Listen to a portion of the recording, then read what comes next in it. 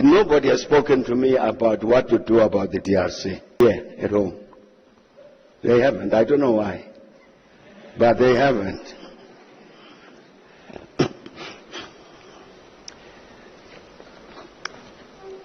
Next month, Rwanda will be marking the 30th anniversary of the genocide.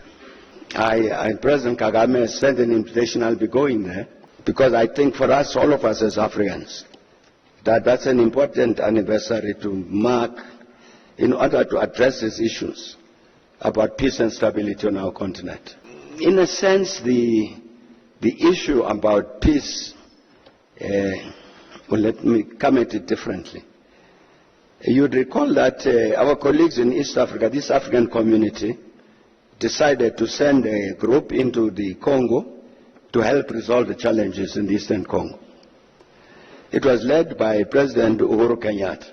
Now, he contacted me to say, I've been appointed in this thing, what do you think? So we discussed the matter, and indeed I told him what I thought, that the first challenge to overcome is to get the Congolese to understand that is a Congolese problem. It doesn't originate from outside of the Congo. You remember even when we had the negotiations with the Congolese, when they met here in Sun City to negotiate the transition to democracy and so on. One of the negotiating groups, there was the RCD, and the RCD was an armed group. There were 3 armed groups. The RCD was one of them, which came out of the Kivus. Because of the population in the Kivus felt the need to defend itself. So it actually had an armed representative in the negotiations to negotiate the future of the Congo. As a reality that was understood by the Congolese themselves, they didn't say, RCD, you are not wanted here. So they were part of the solution.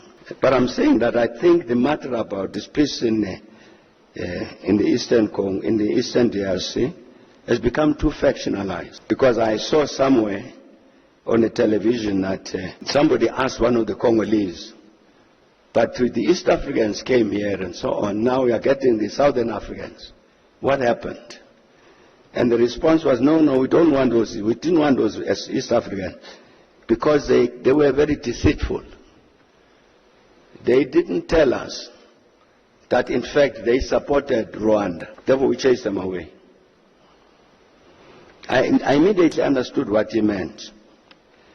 Because indeed, President Kenyatta, leading that East African group, engaging the Congolese government, raised this thing to say, but the Rwandans in the Eastern Congo are Congolese.